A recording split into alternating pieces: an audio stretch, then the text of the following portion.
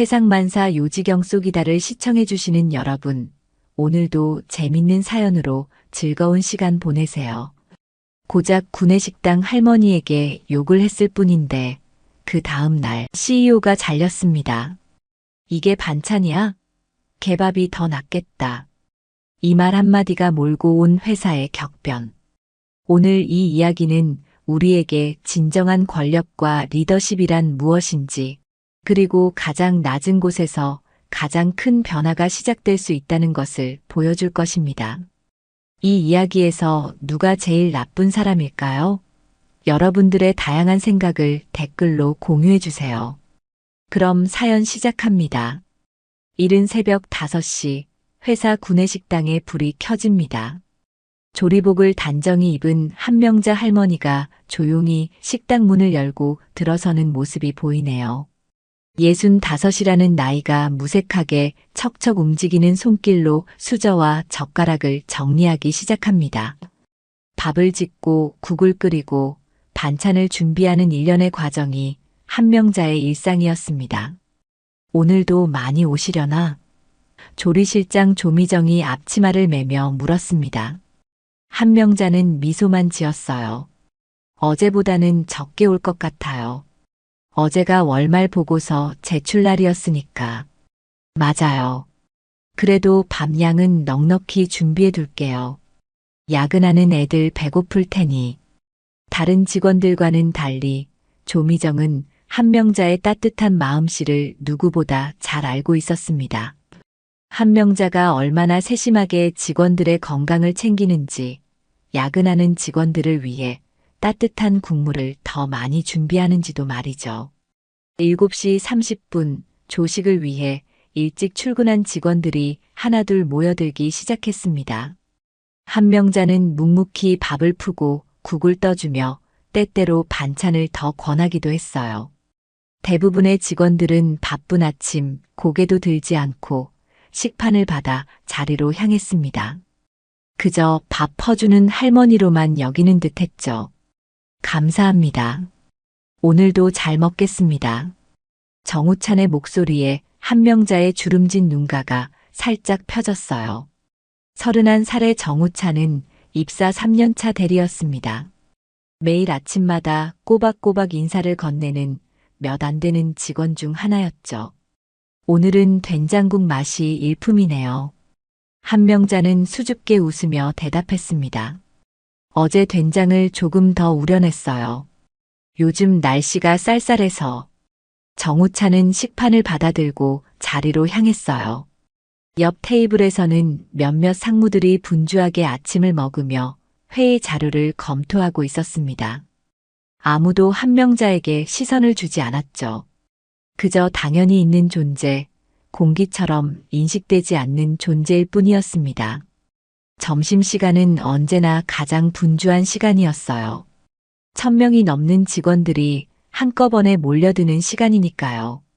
한명자는 쉴 새 없이 밥을 퍼담았습니다. 팔이 아프고 허리가 뻐근해도 미소를 잃지 않았죠. 가끔 직원들 사이에 대화가 들려왔어요. 이번 분기 실적 어떻게 될 것 같아? 글쎄, CEO가 무리하게 확장한 다음부터 계속 적자인데. 차유진 과장이랑 CEO가 또 같이 해외 출장 간대. 다들 알잖아. 그거 출장이 아니라. 귓가를 스치는 대화들을 들으며 한명자는 그저 묵묵히 밥을 퍼주기만 했습니다. 그녀의 표정에는 어떤 변화도 없었어요. 마치 아무것도 듣지 못한 것처럼, 보지 못한 것처럼 행동했죠. 하지만 사실 한명자의 눈과 귀는 이 회사의 모든 것을 지켜보고 있었습니다. 그리고 그 모든 것을 기억하고 있었죠. 때때로 누군가 국을 더 달라고 하면 기꺼이 국자를 들었고, 누군가 반찬을 조금만 달라고 하면 정성껏 덜어주었어요. 그녀의 존재는 회사의 거대한 흐름 속에서 작은 물방울 같았습니다. 사라져도 금방 잊힐 존재, 그냥 밥 퍼주는 할머니 정도로만 기억될 존재였죠. 그날도 저녁 시간이 되자 한명자는 남은 음식들을 정리하기 시작했어요. 야근하는 직원들을 위해 따뜻한 국물은 더 오래 데워두었고 김치와 깍두기 같은 반찬도 넉넉히 남겨두었습니다. 그러고는 조용히 생활한복을 갈아입고 집으로 향할 준비를 했어요. 로커룸에서 옷을 갈아입으며 한명자는 문득 작은 거울 속 자신의 모습을 바라보았습니다. 깊게 패인 주름, 하얗게 센 머리, 햇볕에 그을린 피부. 그녀는 자신의 눈을 바라보았어요. 그 눈 속에는 83살의 나이가 무색할 만큼 날카로운 총명함과 강인함이 담겨 있었습니다. 그리고 무언가 오랫동안 숨겨온 비밀 같은 것이 깃들어 있었죠. 이제 곧 한명자는 작은 목소리로 중얼거렸습니다. 그녀의 목소리에는 결의가 담겨 있었어요. 무언가 중요한 결정을 내린 사람의 목소리였죠. 복도를 걸어 나오는 한명자의 발걸음은 가볍고 조용했습니다. 누구도 그녀가 언제 왔다 가는지 관심을 두지 않았어요. 그녀는 마치 투명인간처럼 이 회사의 구석구석을 누비며 모든 것을 지켜보고 있었죠. 그날도 평소와 다를 것 없는 하루가 지나가고 있었습니다. 하지만 그 평화로운 일상이 깨지는 데는 그리 오랜 시간이 필요하지 않았어요. 저녁 8시 대부분의 직원들이 퇴근한 시간. 구내식당은 평소보다 더 조용했습니다. 형광등 몇 개만 켜져 있어 식당 안은 어스름한 분위기를 자아냈어요. 한명자는 혼자 배식대에 서서 남은 음식들을 정리하고 있었습니다. 무거운 국통을 들어 올리려는 그녀의 얼굴에 잠시 피로한 기색이 스쳤어요. 83살의 몸으로 하루 종일 서서 일하는 것은 결코 쉬운 일이 아니었죠. 여기저기 흩어져 앉은 야근 직원들이 피곤한 얼굴로 저녁을 먹고 있었습니다. 몇몇 직원들이 줄을 서 있었지만 이 시간엔 조미정도 이미 퇴근한 후였어요. 한명자 혼자서 남은 직원들의 저녁을 책임지고 있었습니다. 그때 구두굽이 대리석 바닥을 두드리는 소리가 들려왔어요. 똥-똥. 날카로운 소리와 함께 식당의 공기가 팽팽해졌습니다. 식사하던 직원들의 목소리가 일제히 잦아들었고 모든 시선이 한 곳으로 쏠렸어요. 차유진 과장이 화려한 원피스 차림으로 식당에 들어섰습니다. 42살의 차유진은 뛰어난 미모와 함께 회사 CEO인 이태정의 내연녀라는 소문으로 권세를 휘두르는 인물이었어요. 누가 먼저랄 것도 없이 줄 서 있던 직원들이 슬그머니 비켜섰습니다. 아무도 차유진의 길을 막고 싶지 않았어요. 그녀의 눈밖에 나는 순간 회사에서의 입지가 위태로워진다는 것을 모두가 알고 있었죠.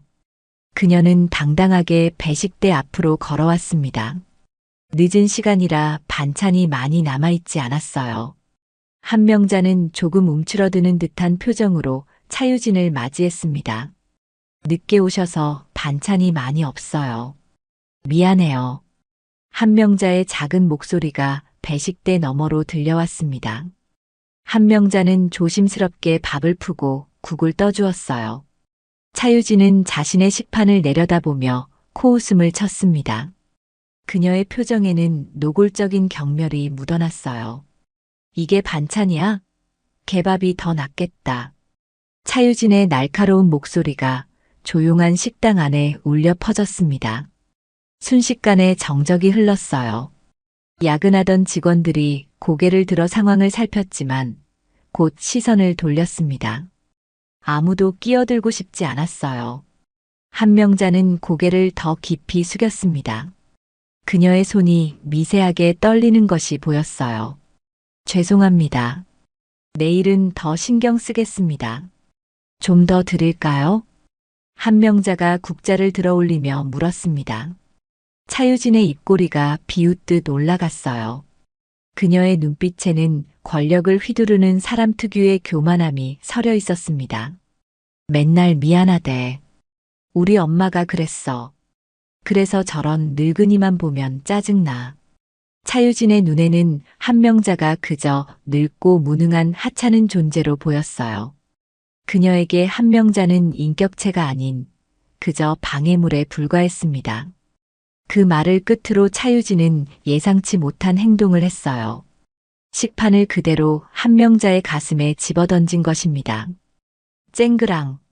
식판이 부딪히는 소리와 함께 뜨거운 국물이 한명자의 생활한복을 적셨습니다.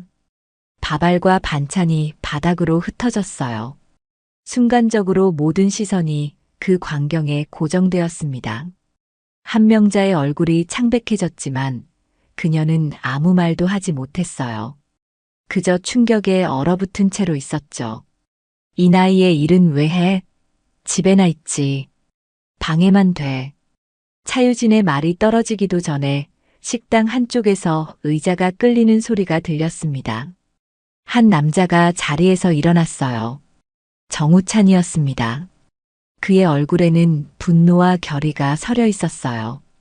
그건 너무하신 거 아닙니까? 정우찬의 목소리는 낮았지만 단호했습니다. 모든 시선이 그에게로 향했어요. 차유진도 놀란 듯 정우찬을 바라보았습니다. 평소라면 감히 누구도 그녀에게 이의를 제기하지 않았을 텐데 이런 반응은 예상치 못했던 것이죠. 뭐라고? 차유진의 목소리가 차가워졌습니다. 그녀는 정우찬을 향해 몇 걸음 다가섰어요. 그녀의 눈빛에는 명백한 위협이 담겨 있었습니다. 차유진은 정우찬의 이름표를 유심히 살폈어요. 정의감에 불타고 자빠졌네. 너 누구야? 정우찬? 기억하고 있다. 그 말은 분명한 협박이었습니다. 회사에서 살아남고 싶으면 내 앞에서 조용히 하라는 경고였죠. 직원들은 숨죽이며 상황을 지켜보았어요. 정우찬은 평소 온화한 성격으로 알려져 있었지만 이날만큼은 굳은 표정을 유지했습니다. 그의 주먹이 꽉 쥐어졌어요. 직원을 이렇게 대하는 건 회사 규정에 어긋납니다. 제가 봤을 때는요. 정우찬의 목소리에는 약간의 떨림이 있었지만 그는 물러서지 않았습니다. 차유진이 냉소적으로 웃었어요. 그녀의 눈빛은 마치 해롭지 않은 곤충을 바라보는 것 같았습니다. 회사 규정? 그래, 내가 누구하고 얘기하고 있는지 잊었네. 난 바빠. 회의 준비해야 해. 차유진은 뒤도 돌아보지 않고 식당을 나갔습니다. 그녀의 구두 굽이내는 소리가 복도를 따라 점점 멀어졌어요. 그제야 사람들이 숨을 내쉬었습니다. 긴장된 공기가 조금씩 풀리기 시작했어요. 한명자는 무릎을 꿇고 바닥에 흩어진 밥알과 반찬을 주워 담기 시작했습니다. 떨리는 손으로 수건을 꺼내 국물을 닦던 그 모습이 정우찬의 가슴을 아프게 했어요. 그는 다가가 무릎을 꿇고 함께 정리하기 시작했습니다. 괜찮으세요? 정우찬이 조용히 물었습니다. 한명자는 미소를 지으려 했지만 그 미소가 너무 떨리고 있었어요. 그녀의 눈에 맺힌 눈물이 번뜩였습니다. 하지만 그녀는 재빨리 눈물을 참았어요. 이럴 때일수록 밥은 안 쉬어야 하잖아요. 그 말에 정우찬은 더 열심히 정리하기 시작했습니다. 다른 직원들도 하나둘 다가와 도왔어요. 누군가는 수건을 가져왔고 또 다른 사람은 쓰레기통을 가져왔습니다. 그렇게 여럿이 모여 흩어진 식판과 국물을 치웠어요. 한명자의 눈가가 촉촉해졌지만 그녀는 끝내 눈물을 보이지 않았습니다. 대신 깊게 숨을 들이마시고 평정을 찾으려 했어요. 고맙습니다, 여러분. 이제 드실 분들 있으면 새로 차려드릴게요. 한명자의 생활한복은 여전히 국물 자국으로 얼룩져 있었지만 그녀는 묵묵히 다시 배식대 뒤로 돌아갔습니다. 그리고 따뜻한 밥과 국을 떠주기 시작했어요. 마치 아무 일도 없었다는 듯이 말이죠. 하지만 한명자의 눈빛이 달라져 있었습니다. 그 눈빛 속에는 무언가 단단한 결의가 담겨 있었어요. 마치 오랫동안 내리지 않았던 중요한 결정을 내린 사람처럼 그녀의 눈에는 강인한 의지가 빛났습니다. 정우찬은 자리로 돌아가면서도 계속해서 한명자를 걱정스럽게 바라보았어요. 그는 처음으로 그 밥 퍼주는 할머니가 단순한 구내식당 직원이 아닌 존엄성과 인격을 가진 한 사람으로 보였습니다. 그리고 그녀에게 오늘 일어난 일이 단순한 모욕 이상의 무언가라는 느낌이 들었어요. 식당을 나서는 정우찬의 귓가에 차유진의 말이 맴돌았습니다. 기억하고 있다. 그것은 분명한 위협이었어요. 하지만 정우찬은 후회하지 않았습니다. 때로는 옳은 일을 위해 리스크를 감수해야 할 때가 있는 법이니까요. 밤 11시 회사는 대부분 어둠에 잠겼습니다. 거대한 오피스 건물의 창문들 중 일부만이 야근하는 직원들의 불빛으로 희미하게 빛나고 있었죠. 구내식당은 이미 정리를 마치고 문을 닫았습니다. 한명자는 빈 휴게실에 홀로 앉아 있었어요. 국물 자국이 말라붙어 뻣뻣해진 생활한복이 그날의 모욕을 상기시켰지만 그녀의 표정은 이상하리만치 평온해 보였습니다. 창밖으로는 서울의 야경이 펼쳐져 있었어요. 한명자는 잠시 그 불빛들을 바라보았습니다. 수많은 회사와 가정의 불빛들. 그 모든 곳에서 사람들은 각자의 삶을 살아가고 있었죠. 한명자는 깊은 한숨을 내쉬었어요. 이제 더는 안 되겠어. 그녀의 목소리는 더 이상 구내식당의 소심한 할머니의 것이 아니었습니다. 그 목소리에는 단단함과 결의가 묻어났어요. 한명자는 낡은 가방에서 오래된 휴대폰을 꺼냈습니다. 그것은 최신 스마트폰과는 거리가 먼 버튼식 피처폰이었어요. 그녀는 잠시 망설이는 듯 했지만 이내 단호하게 번호를 눌렀습니다. 통화 버튼을 누르고 수화기를 귀에 갖다 대었어요. 띠리리링. 신호음이 몇 번 울리더니 누군가 전화를 받았습니다. 네, 김 비서입니다. 수화기 너머로 정중한 남자의 목소리가 들려왔어요. 한명자의 얼굴에 미묘한 변화가 일었습니다. 주름진 입가가 단단하게 굳어졌죠. 김 비서님, 저예요. 잠시 침묵이 흘렀습니다. 전화 너머로 숨을 급하게 들이마시는 소리가 들렸어요. 그리고 곧 수화기 너머의 목소리가 급격히 공손해졌습니다. 네, 사모님. 무슨 일이십니까? 사모님이라는 호칭에 한명자의 눈빛이 더욱 단단해졌습니다. 그녀의 목소리와 자세에서 더 이상 구내식당 할머니의 소심함이 느껴지지 않았어요. 마치 완전히 다른 사람이 된 것 같았습니다. 잘 지내셨죠? 내일 우리 아들들 좀 불러줘요. 김 비서의 목소리가 긴장된 듯 했습니다. 네. 모두 다 부르라는 말씀이신지요? 그래요. 이태정이랑 이태민이 둘 다. 그리고 사회이사들도요. 10시에 이사회실에서 만나요. 김 비서의 목소리가 더욱 긴장되었습니다. 알겠습니다, 사모님. 하지만 이태민 이사님은 현재 미국에 계신데 한명자가 단호하게 말을 끊었습니다. 비행기 타면 올 수 있죠. 김 비서도 20년 넘게 이 회사에 있었으니 내가 어떤 사람인지 알 거예요. 내가 직접 나서야겠다고 생각했다면 그만한 일이 있다는 거죠. 김 비서의 목소리가 더 낮아졌습니다. 혹시 어제 일과 관련이 있습니까? 한명자의 눈이 날카롭게 빛났습니다. 어제 일이라니요? 아, 아닙니다. 제가 착각했습니다. 김 비서가 황급히 말을 돌렸어요. 한명자는 깊은 숨을 들이마셨습니다. 김 비서, 당신은 우리 회사가 어떻게 시작됐는지 알죠? 내가 왜 구내식당에 있었는지도요? 네, 사모님. 김 비서의 목소리가 작아졌습니다. 그럼 내가 왜 지금 전화했는지도 알겠네요. 김 비서는 더 이상 반문하지 않았어요. 네, 사모님. 당장 연락드리겠습니다. 통화가 끝났고 한명자는 휴대폰을 가방에 다시 넣었습니다. 그녀는 피로해 보였지만 동시에 무언가 끝장을 보겠다는 듯한 결연한 표정이었어요. 창밖으로 보이는 서울의 야경이 빌딩 숲을 밝히고 있었습니다. 한명자는 그 불빛들을 바라보며 깊은 생각에 잠겼어요.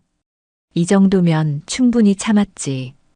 혼잣말처럼 중얼거리는 한명자의 목소리에는 깊은 상처와 결단이 함께 묻어났습니다. 그녀는 휴게실에 불을 끄고 복도로 나왔습니다. 어두운 복도를 걸으며 그녀의 머릿속은 지난 20년의 기억으로 가득 찼어요. 남편 이승호와 함께 이 회사를 설립하던 날, 첫 사무실에 출근하며 느꼈던 희망과 설렘, 남편이 갑작스럽게 세상을 떠났을 때의 충격과 슬픔, 그리고 아들 이태정이 회사를 맡게 되었을 때의 기대와 우려. 그날 이후 한명자는 스스로 뒤로 물러났습니다.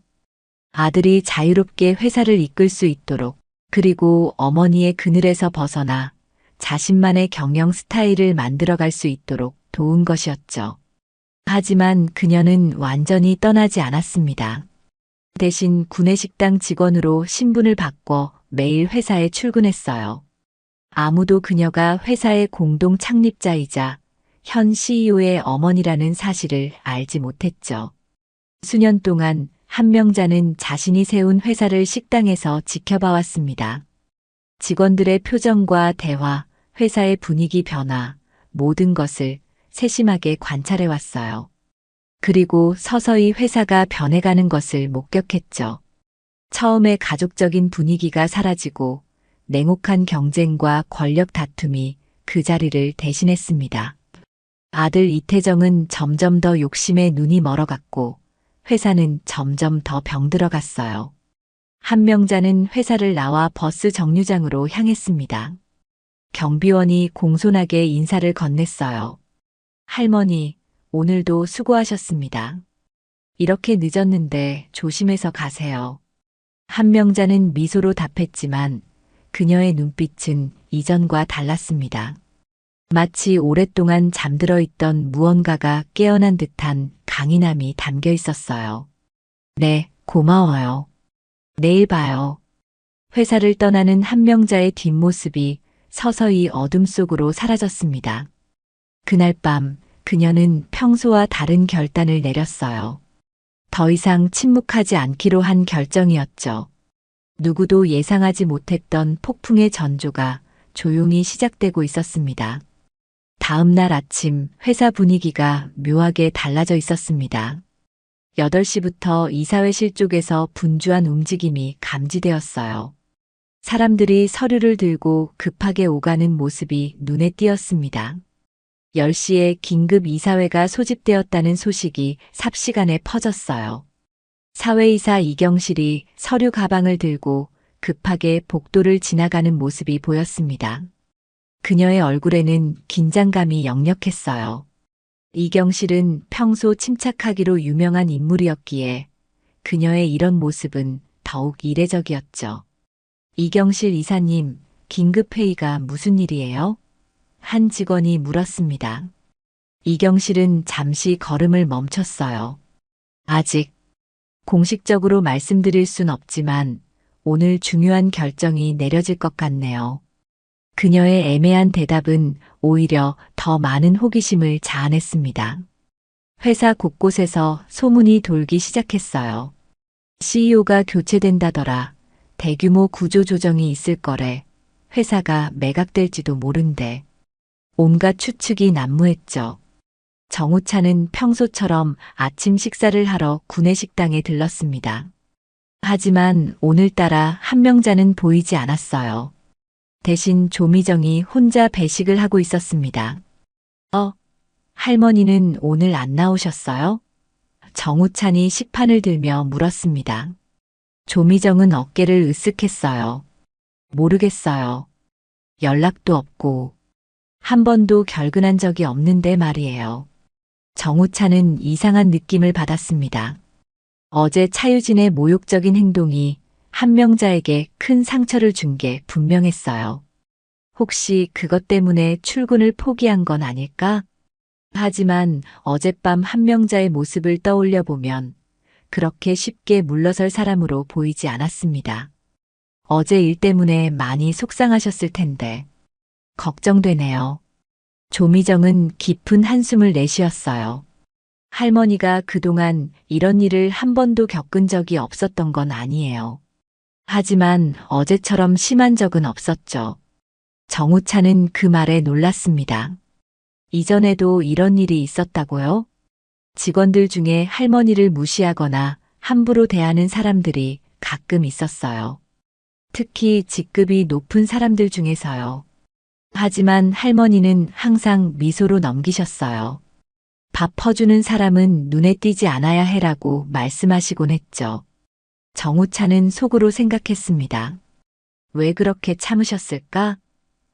그것은 단순히 나이 든 사람의 체념은 아닌 것 같았어요. 무언가 다른 이유가 있을 것 같았죠. 식사를 마치고 사무실로 향하던 정우차는 복도 끝에서 낯선 광경을 목격했습니다. 정장을 갖춰 입은 한 여성이 이사회실 쪽으로 걸어가고 있었어요. 그녀의 걸음걸이는 당당했고 등이 곧게 펴져 있었습니다. 순간 정우찬의 발걸음이 멈췄어요. 그 뒷모습이 어딘가 익숙했습니다. 머리를 틀어 올린 단정한 모습이었지만 그 걸음걸이는 분명 한명자 할머니. 정우찬은 자신의 눈을 의심했습니다. 구내식당에서 생활한복을 입고 밥을 푸르던 그 할머니가 지금 비즈니스 정장을 입고 이사회실로 향하고 있었어요. 그것도 마치 그곳이 너무나 익숙한 듯한 자연스러운 걸음걸이로 말이죠. 호기심에 정우차는 한명자를 따라가 보기로 했습니다. 적당한 거리를 유지하며 그녀의 뒤를 밟았어요. 한명자는 회사 창립자들의 사진이 걸린 복도를 지나 이사회실 방향으로 향했습니다. 정우차는 문득 그 복도의 명판에 시선이 멈췄어요. 평소에는 무심코 지나쳤던 명판이었습니다. 창립자 이승호 회장. 그리고 그 아래 작은 글씨로 쓰여 있었어요. 공동 창립자 한명자. 정우찬의 눈이 커졌습니다. 마치 퍼즐 조각이 맞춰지는 듯 했어요.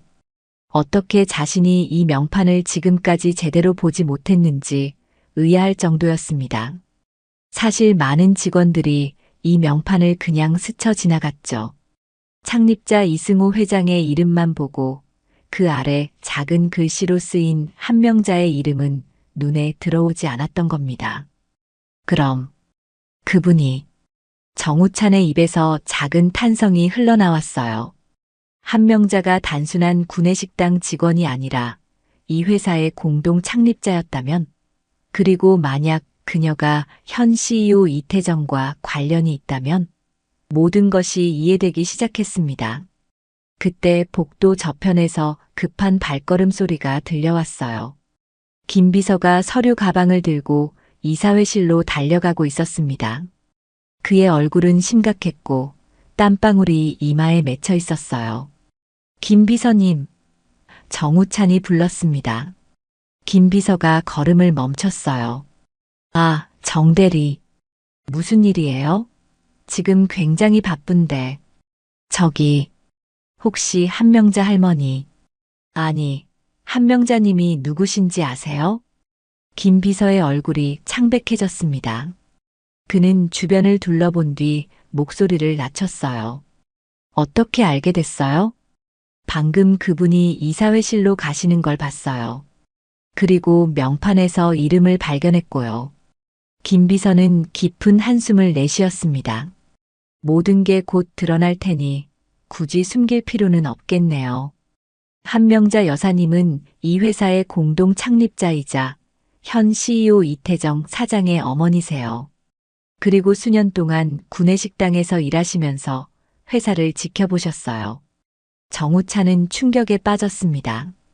그런데 왜 구내식당에서? 그건 그분만이 아시는 이유겠죠. 하지만 오늘 뭔가 크게 바뀔 것 같아요. 이만 가봐야겠어요. 김 비서는 서둘러 이사회실로 향했습니다. 정우찬은 자리로 돌아가려다 잠시 망설였어요. 무언가 중요한 일이 벌어지고 있다는 직감이 들었죠.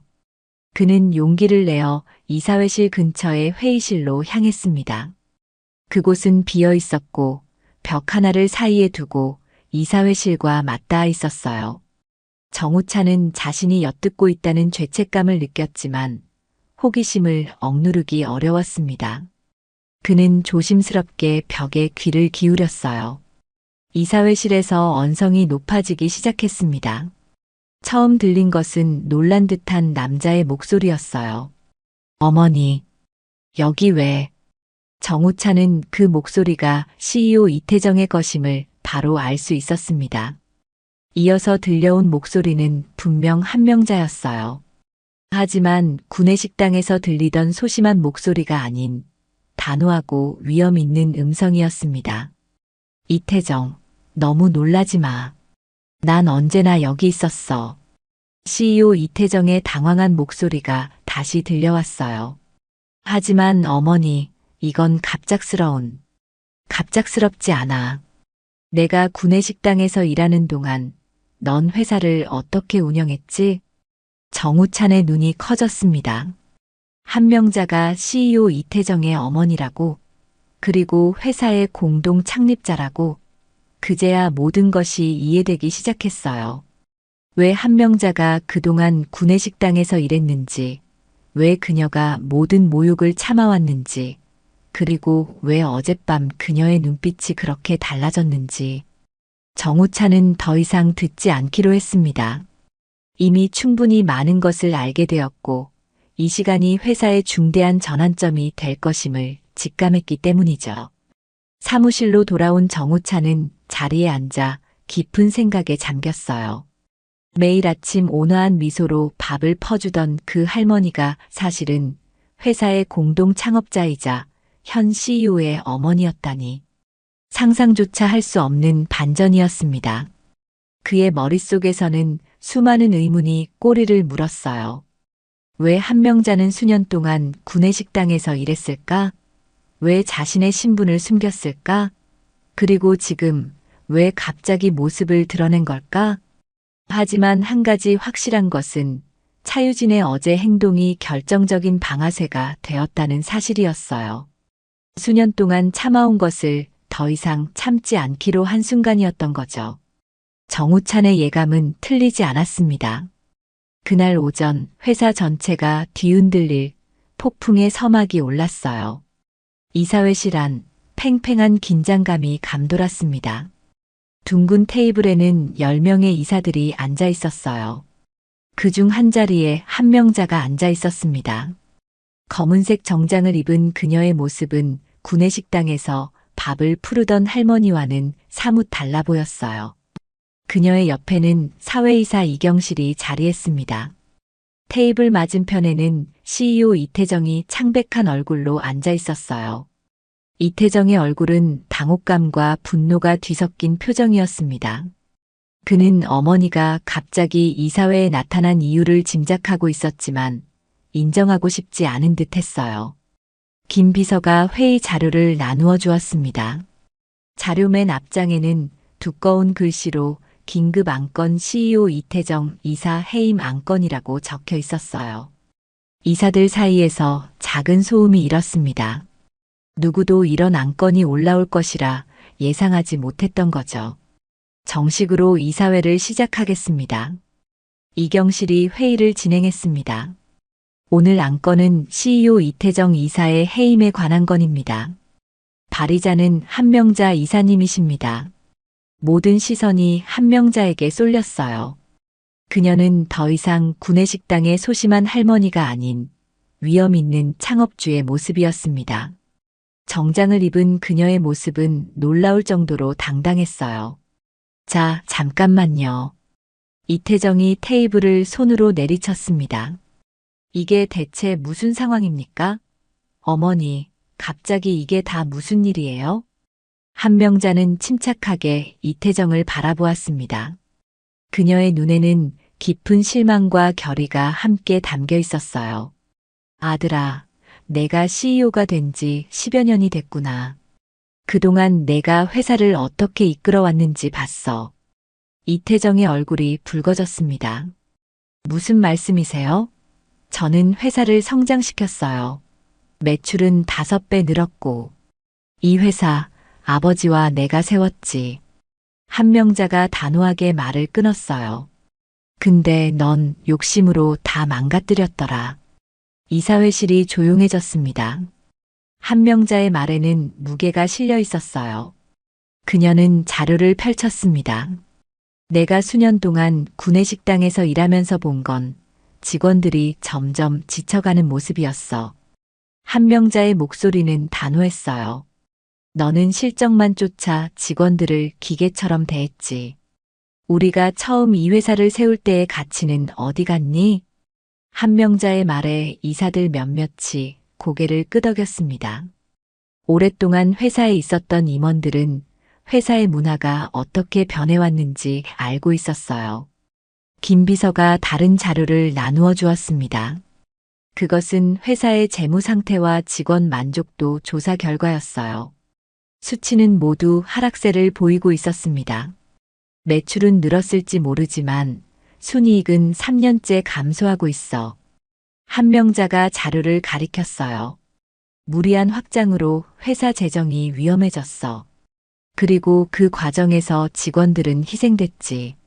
한명자는 천천히 일어나 창가로 걸어갔습니다.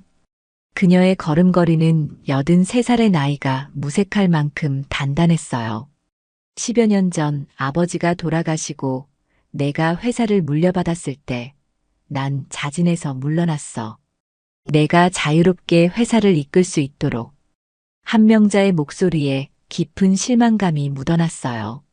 하지만 내가 구내식당에서 봤던 건 점점 병들어가는 회사였어. 사람들의 얼굴에서 웃음이 사라졌지. 그녀는 다시 자리로 돌아와 앉았습니다. 이사들은 침묵 속에서 그녀의 말을 경청했어요. 이경실이 목을 가다듬었습니다. 한명자 이사님은 구내식당 직원으로 신분을 숨기면서 수년 동안 회사를 지켜보셨습니다. 그리고 어제 있었던 차유진 과장의 행동이 마지막 방아쇠가 되었다고 하셨습니다. 이태정의 얼굴이 창백해졌어요. 어제 일이라니. 무슨 일이 있었죠? 한명자의 눈빛이 날카로워졌습니다. 내가 그것도 모른다고. 차유진이 구내식당에서 저녁을 먹던 중 식판을 나에게 던지며 개밥이라고 모욕했어. 그리고 늙은이는 집에나 있으라고 했지. 이사회실에 충격의 물결이 퍼졌습니다. 많은 이사들이 놀란 표정이었어요. 그런 일이 있었다니 몰랐어요. 이태정이 더듬거렸습니다. 하지만 그건 유진 씨의 개인적인 행동이지 저와는. 한명자의 눈빛이 더욱 단단해졌어요. 내가 밥을 퍼주는 손길을 무시하는 건 괜찮아. 하지만 모든 직원이 그런 취급을 받는 회사라면 그건 우리가 세운 회사가 아니야.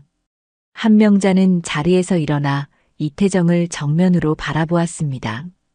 그녀의 눈에는 결연한 의지가 담겨 있었어요. 이 회사는 돈을 위한 것이 아니었어. 사람을 위한 것이었지. 내 아버지와 내가 꿈꿨던 것은 직원들이 행복하게 일하는 공간이었어. 하지만 지금 이 회사는 탐욕의 공간이 되어버렸구나. 이태정은 점점 초조해지는 듯 했습니다. 어머니, 사업은 감정으로 하는 게 아닙니다. 실적이 중요하고. 실적? 내 실적이 어디 있니? 한명자가 자료를 가리켰어요. 3년 연속 적자야. 무리한 사업 확장으로 회사가 위험해지고 있어. 그리고 직원들의 불만은 폭발 직전이고. 이경실이 다시 발언했습니다. 이사회에서는 이미 이 문제에 대해 수차례 경고했으나 이태정 CEO는 이를 무시해왔습니다. 또한 차유진 과장의 품위 손상 행위에 대한 적절한 조치도 취하지 않았습니다. 이태정이 발끈했어요. 유진 씨는 실적 최고의 영업과장입니다. 잘못이 있다 해도 그래, 내 여자니까 봐주는 거지. 한명자의 말에 이사회실이 조용해졌습니다. 이 회사는 누구 한 사람의 것이 아니야. 모든 직원이 함께 일구는 곳이야. 한명자는 깊은 한숨을 내쉬었습니다. 그녀의 눈에는 슬픔이 깃들어 있었어요. 이태정아, 난 내가 잘하는 것을 지켜봤어. 내가 CEO가 되는 것도 지켜봤고, 그리고 10여 년 동안 내가 회사를 어떻게 이끄는지도 지켜봤지. 더 이상은 지켜볼 수 없어. 이제는 행동해야 할 때야. 투표가 시작되었습니다. 모든 이사들이 한 명씩 투표용지에 찬반을 표시했어요. 한명자는 마지막으로 투표했습니다. 그녀의 손이 잠시 떨렸지만 곧 단호하게 표시를 했어요. 투표 결과는 압도적이었습니다. 찬성 8표, 반대 2표로 이태정의 이사 해임안이 가결되었어요. 이태정은 충격에 빠진 표정으로 자리에서 일어났습니다. 이건 불법입니다. 내가. 한명자가 고개를 저었어요. 모든 절차는 적법해. 난 20년간 지분을 한 번도 팔지 않았어. 그리고 이사회의 과반수가 너의 해임에 동의했어. 이태정의 얼굴이 분노로 일그러졌습니다. 어머니, 이렇게 되면 후회하실 겁니다. 내 아들이 이런 사람이 되다니. 한명자의 목소리가 작아졌어요. 내 아버지가 살아계셨다면 얼마나 실망하셨을까. 그 말에 이태정의 얼굴이 굳어졌습니다. 그는 더 이상 아무 말도 하지 않고 회의실을 뛰쳐나갔어요. 그 뒤를 김 비서가 따랐습니다. 남은 이사들은 한명자를 바라보았습니다. 그녀의 얼굴에는 결연함과 함께 깊은 슬픔이 서려 있었어요. 이제 하나 더 남았습니다. 이경실이 말했어요. 차유진 과장의 품위 손상 건입니다. 한명자가 고개를 끄덕였습니다. 즉시 인사위원회를 소집해 주세요. 직원 인권을 침해한 행위는 엄중히 다뤄야 합니다. 그날 오후 차유진은 굳은 얼굴로 회사를 떠났어요. 인사위원회의 결정은 만장일치였습니다. 품위 손상 및 동료 직원 모욕 행위에 대한 중징계였죠. 회사 전체가 충격에 빠졌습니다. 아침에는 CEO였던 이태정이 오후에는 자리에서 물러났고 권력을 휘두르던 차유진도 떠났어요. 그리고 구내식당에서 묵묵히 밥을 푸르던 할머니가 사실은 회사의 공동 창업자였다는 사실이 회사 전체에 알려졌습니다. 정우차는 그날의 소식을 믿기 어려웠어요. 자신이 매일 인사하던 그 할머니가 이런 대단한 인물이었다니.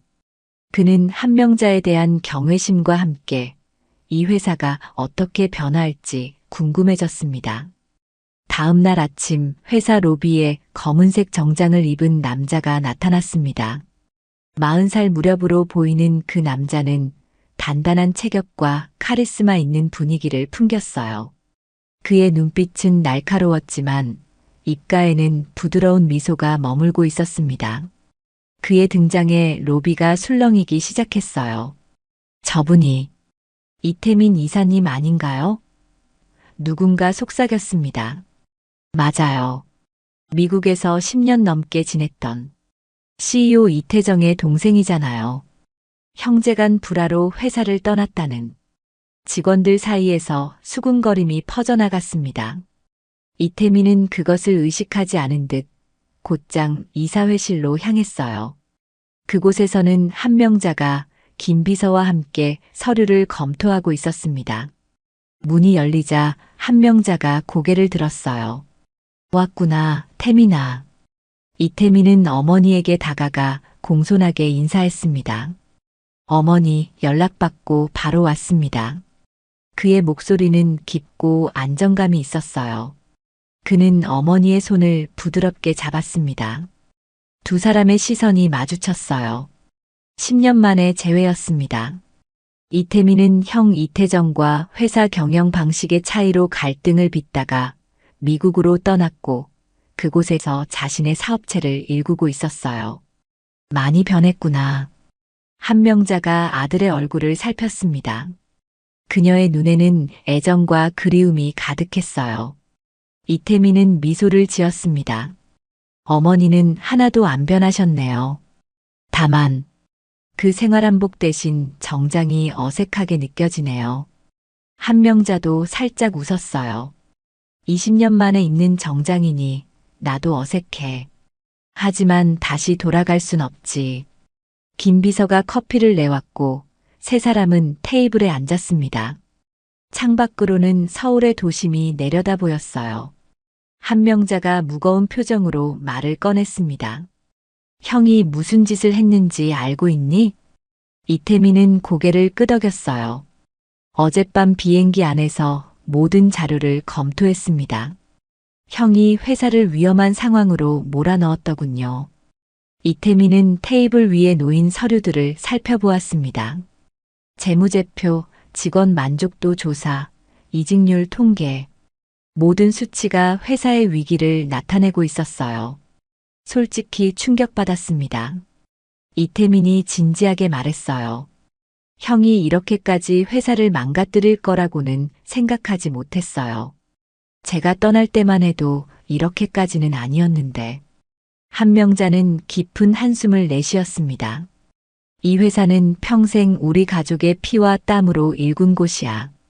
내 아버지는 죽는 순간까지 직원들을 가족처럼 생각했어. 그런데 내 형은 한명자의 목소리가 흔들렸어요. 이태민은 어머니의 손을 꼭 잡았습니다. 어머니가 수년 동안 구내식당에서 일하신 이유가 이제 이해가 됩니다. 이태민의 목소리에 존경심이 묻어났어요. 회사의 진짜 모습을 보기 위해서였군요. 한명자의 눈에 작은 눈물이 맺혔습니다. 그녀는 고개를 끄덕였어요. 난 내 아버지와 함께 이 회사를 세웠어. 그저 주식을 가진 주주가 아니라 이 회사의 정신을 지키는 수호자였지. 그런데 직원들이 차별받고 무시당하는 모습을 더는 볼 수 없었어. 한명자의 목소리가 점점 강해졌습니다. 그리고 어제 내가 직접 모욕을 당했을 때 더 이상 참을 수 없었어.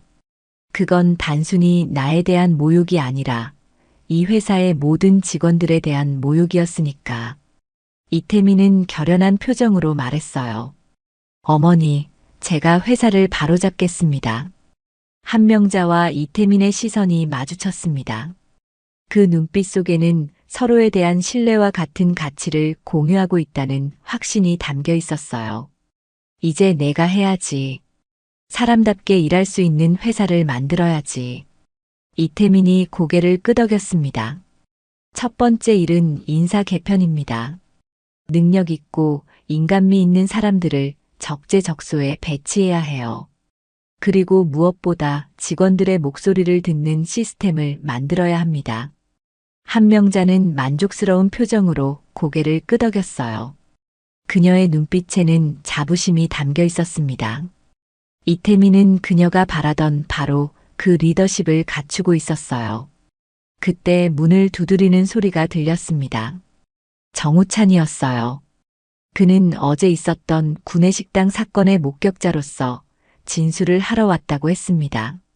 정우찬은 한명자를 보자 어색하게 인사했어요. 안녕하세요. 뭐라고 불러야 할지. 한명자가 미소를 지었습니다.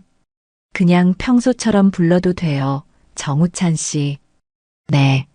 할머니. 정우찬이 더듬거렸어요. 아니, 명예이사님. 한명자가 부드럽게 웃었습니다.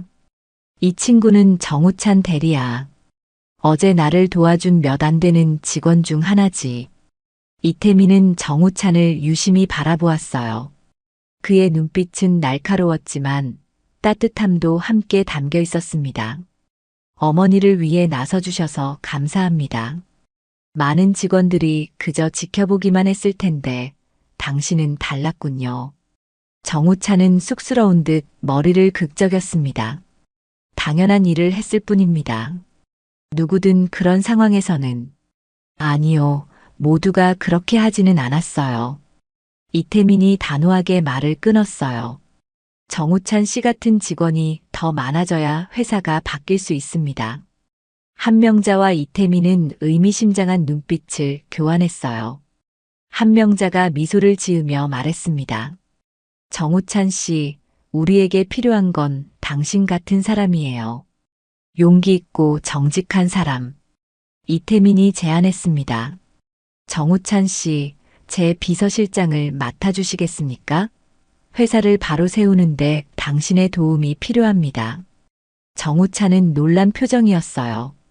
단 하루 만에 대리에서 비서실장으로의 파격 승진이었습니다. 그는 잠시 망설였어요. 갑작스러운 제안에 당황한 기색이 역력했죠. 저는 아직 경험이 부족하고 경험보다 중요한 건 가치관입니다. 이태민이 단호하게 말했어요. 정우찬 씨는 어제 행동으로 자신의 가치관을 증명했습니다. 나머지는 함께 배워나가면 됩니다. 정우찬은 잠시 생각에 잠겼어요. 그의 눈빛에 결연함이 서렸습니다. 제가 할 수 있는 일이라면 기꺼이 돕겠습니다. 한명자가 따뜻한 미소를 지었어요. 고마워요, 정우찬 씨. 이 회사를 다시 세우는데 당신의 도움이 필요할 거예요. 그날 오후 이사회에서는 이태민의 CEO 선임안이 만장일치로 통과되었습니다. 한명자는 명예이사직을 수락했고 정우찬은 비서실장으로 공식 임명되었어요. 회사 곳곳에서는 변화의 바람이 불기 시작했습니다. 직원들 사이에서는 밥 퍼주던 할머니가 사실은 창업자였다는 이야기가 퍼져나갔고 많은 이들이 한명자에 대한 존경심을 갖게 되었어요. 이태민은 취임 첫날 전 직원 앞에서 이렇게 선언했습니다. 우리 회사는 이제 다시 시작합니다. 사람이 중심이 되는 회사로 모든 직원이 존중받는 회사로 거듭나겠습니다. 그리고 무엇보다 우리가 어디서 시작했는지 기억하겠습니다. 구내식당에서 밥을 퍼주며 수년 동안 이 회사를 지켜보신 어머니의 가르침을 잊지 않겠습니다. 그의 말에 큰 박수가 터져 나왔어요. 직원들의 얼굴에는 오랜만에 희망의 빛이 돌아오기 시작했습니다. 변화의 시작이었죠. 석 달이 지났습니다. 회사 분위기는 완전히 달라졌어요. 이태민의 리더십 아래 회사 전반에 걸친 개혁이 진행되었습니다. 가장 먼저 시작된 것은 소통 시스템의 개선이었어요. 어떤 직급이든 직접 CEO에게 의견을 전달할 수 있는 채널을 만들겠습니다. 이태민의 첫 번째 지시였죠. 정우찬은 비서실장으로서 이 시스템을 구축하는 데 힘썼어요. 열린 대화라는 이름의 온라인 플랫폼이 개설되었고 익명으로도 의견을 제시할 수 있게 했습니다. 처음에는 의심의 눈초리로 바라보던 직원들도 점차 변화를 체감하기 시작했어요. 정말로 CEO가 직접 답장을 준다니 신기해요. 한 신입사원이 놀라움을 표현했습니다. 정우찬은 미소를 지었어요. 이태민 사장님은 모든 메시지를 직접 확인하십니다. 밤늦게까지 답장을 쓰시는 모습을 여러 번 봤어요.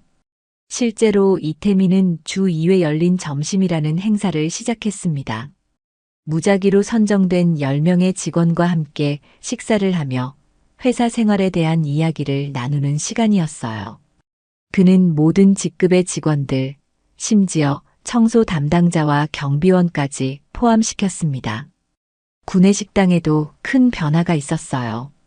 예산이 2배로 증액되었고 메뉴 다양성과 질이 크게 향상되었습니다. 조미정은 구내식당 팀장으로 승진했어요.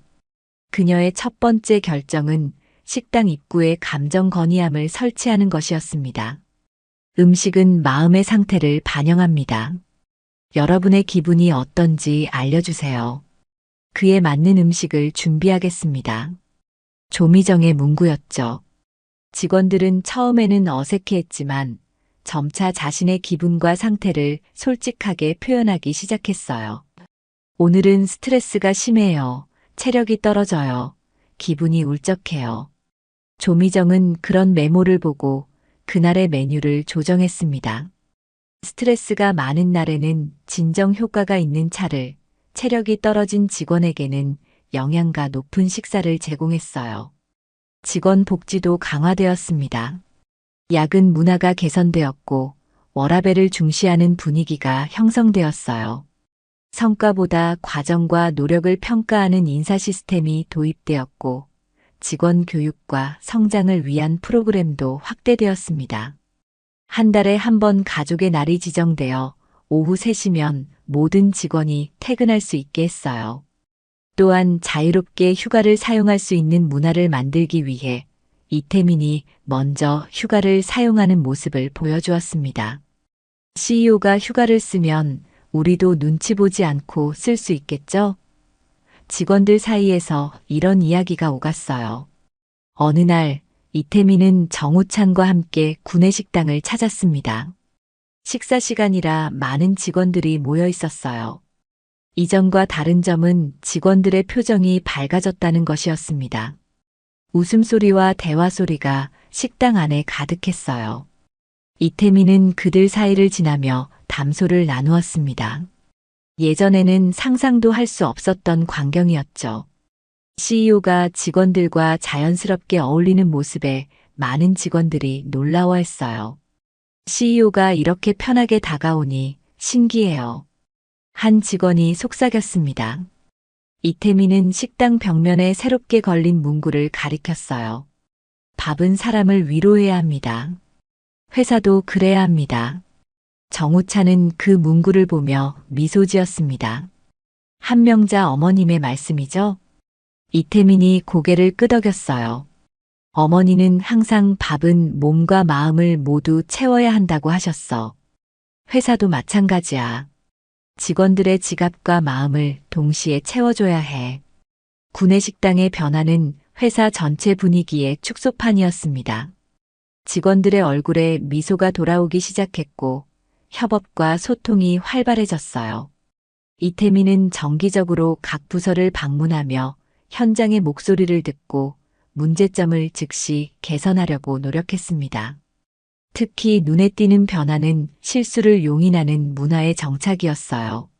이태민은 실패는 성장의 밑거름이라는 철학을 강조했고 과감한 도전을 장려했습니다. 덕분에 창의적인 아이디어가 쏟아지기 시작했고 침체되었던 기업 혁신이 다시 활기를 띠었어요. 이제 새로운 시도를 해도 꾸중듣지 않아요. 오히려 격려받는 느낌이죠.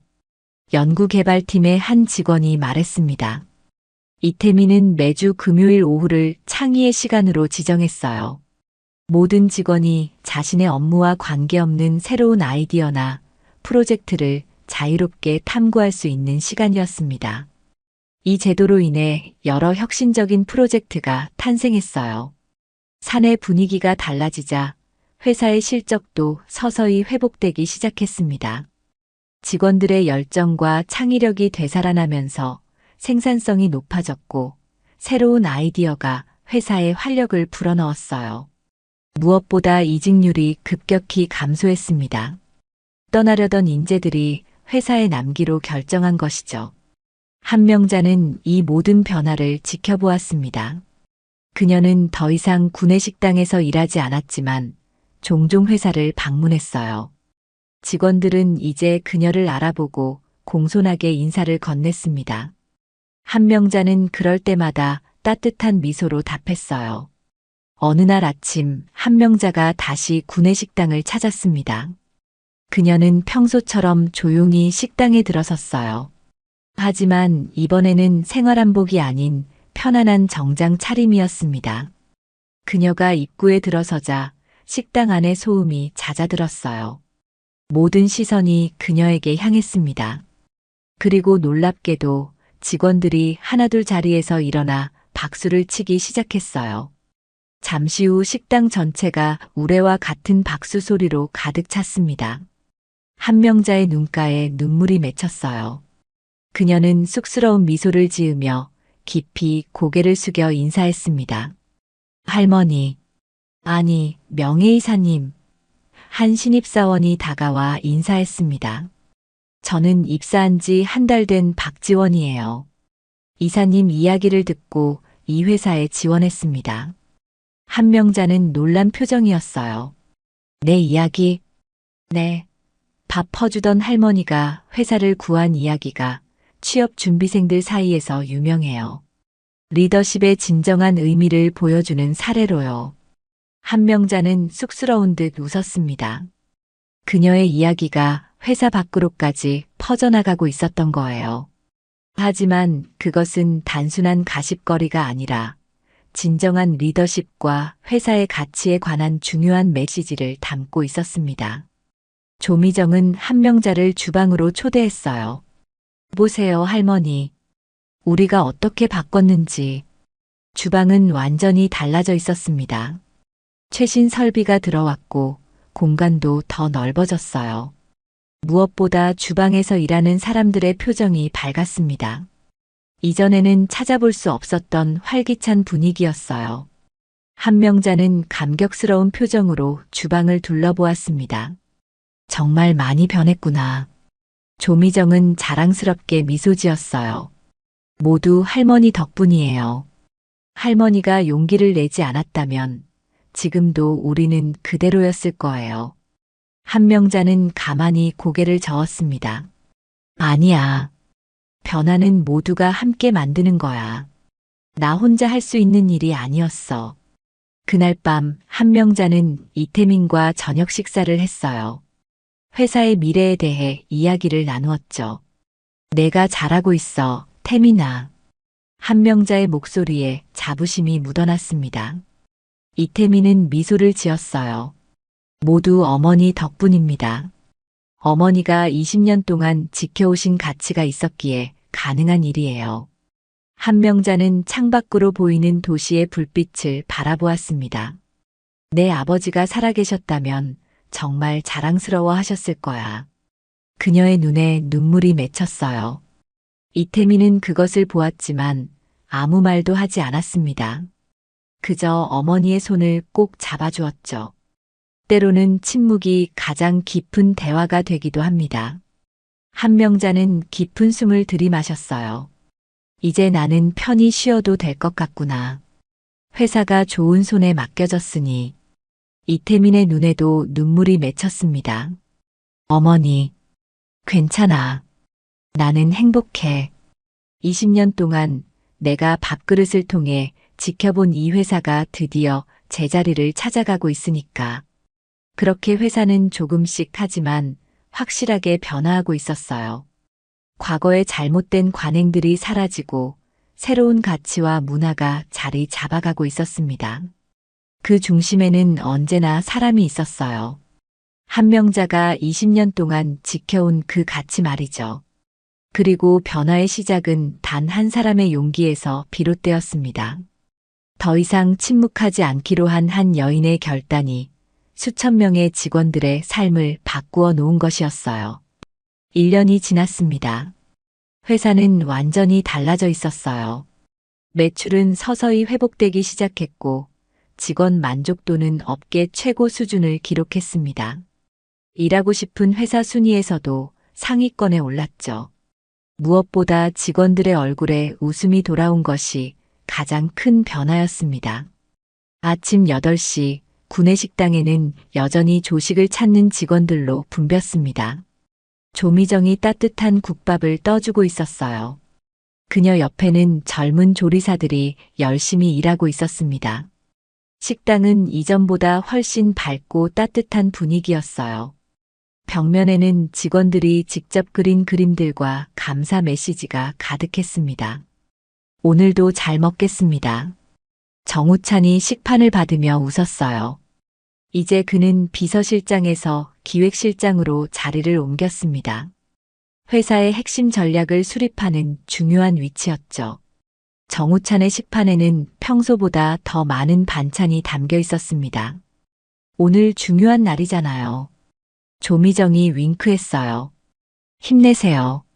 정우찬은 고마움을 표하고 자리로 향했습니다.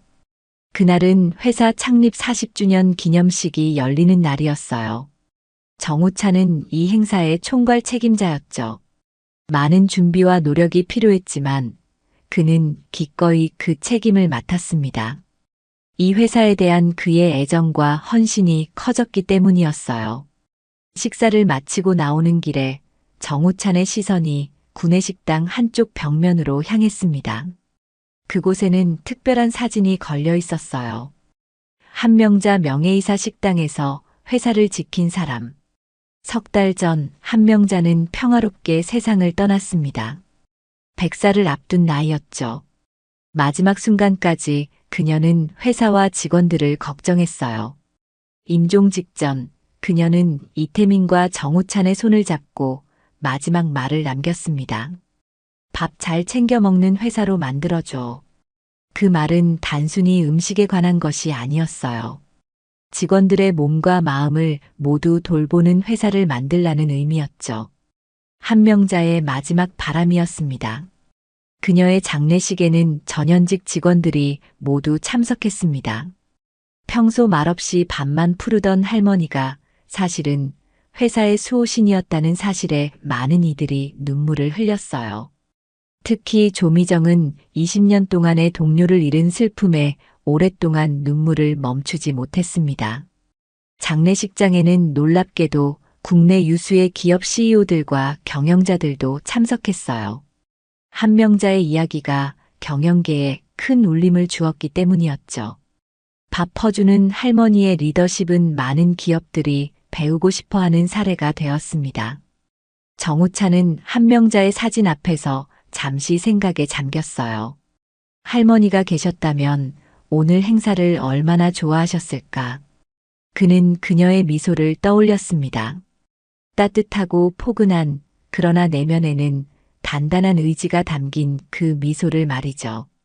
오전 10시 대강당에서는 창립 기념식이 시작되었습니다. 이태민 CEO의 기념사가 이어졌어요. 오늘 우리가 이렇게 40주년을 맞이할 수 있는 것은 누군가의 묵묵한 헌신과 사랑이 있었기 때문입니다.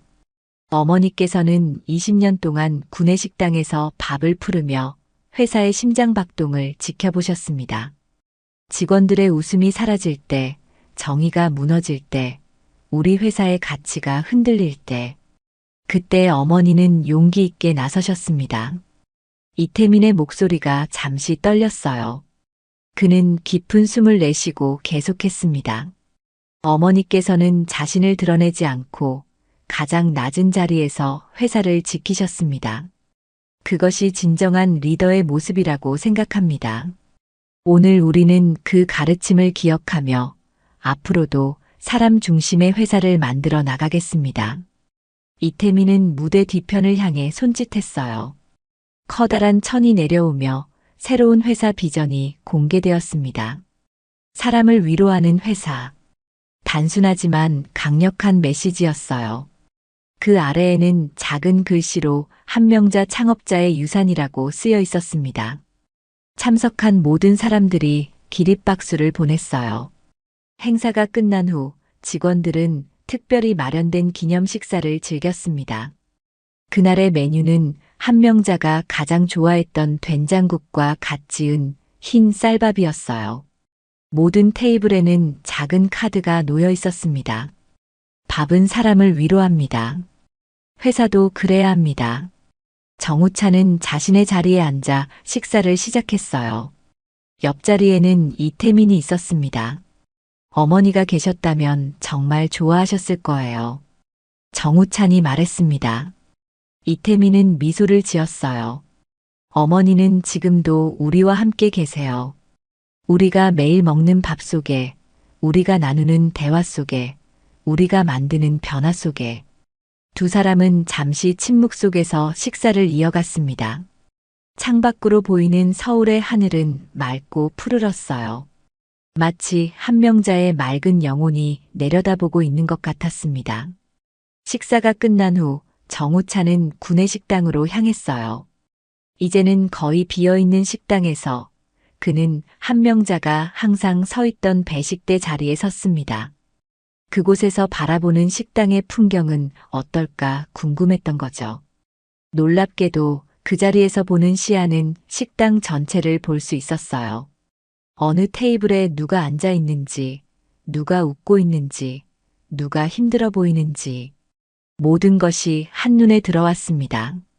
한명자는 이곳에서 20년 동안 모든 것을 지켜보았던 거예요. 이제 알겠네요. 할머니가 왜 이 자리를 선택하셨는지. 정우찬이 중얼거렸습니다. 조미정이 다가왔어요. 정우찬 씨, 이 자리는 정말 특별해요. 할머니는 여기서 모든 것을 보셨어요. 그리고 모든 사람을 기억하셨죠. 누가 무슨 반찬을 좋아하는지, 누가 오늘 기분이 안 좋아 보이는지. 할머니는 다 알고 계셨어요. 정우찬은 깊이 감동받았습니다. 진정한 리더십이란 이런 것이 아닐까요? 모든 사람을 보고 기억하고 돌보는 것. 높은 자리에서 명령하는 것이 아니라 낮은 자리에서 섬기는 것. 회사는 계속해서 성장했고 한 명자의 이야기는 리더십의 전설로 남았어요. 밥 퍼주던 할머니가 회사를 구한 이야기는 경영학 수업에서도 다뤄지는 사례가 되었습니다. 여러 기업에서 임원들을 주기적으로 현장 체험을 보내기 시작했고 한명자 프로그램이라 불리는 리더십 훈련도 생겨났죠. 그러나 정작 한명자 자신은 그런 명성을 바라지 않았을 거예요. 그녀는 그저 옳은 일을 했을 뿐이니까요. 20년 동안 묵묵히 자신의 자리를 지키다가 더 이상 침묵할 수 없는 순간에 목소리를 높인 것뿐이었습니다. 진짜 리더는 가장 높은 자리가 아니라 가장 낮은 자리에서 사람을 지키는 사람입니다. 한명자는 그 진리를 자신의 삶으로 보여주었어요. 그리고 그 가르침은 밥처럼 사람들의 마음을 따뜻하게 채워주었습니다. 어느 날 취업을 준비하는 한 청년이 이 회사를 방문했어요.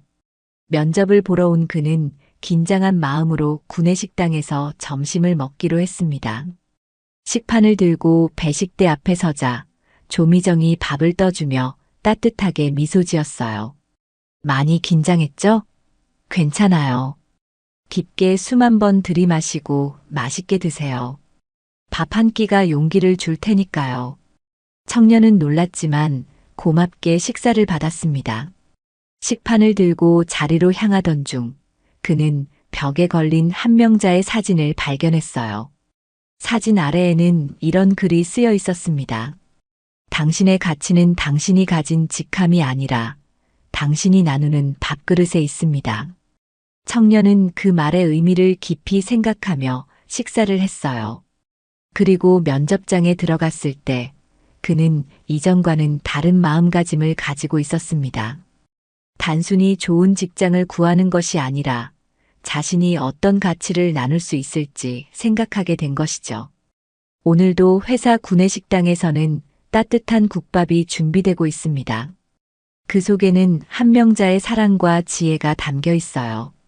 밥 한 그릇이 단순한 음식이 아니라 사람을 향한 배려와 존중의 상징이 된 것처럼 회사도 단순한 돈벌이 수단이 아닌 사람들의 꿈과 희망이 자라는 터전이 되었습니다. 그것이 바로 한명자가 남긴 진정한 유산이었어요. 가장 낮은 곳에서 시작된 변화가 가장 높은 곳까지 도달한 이야기. 밥 한 그릇의 힘, 한 사람의 용기가 만들어낸 기적의 이야기였습니다.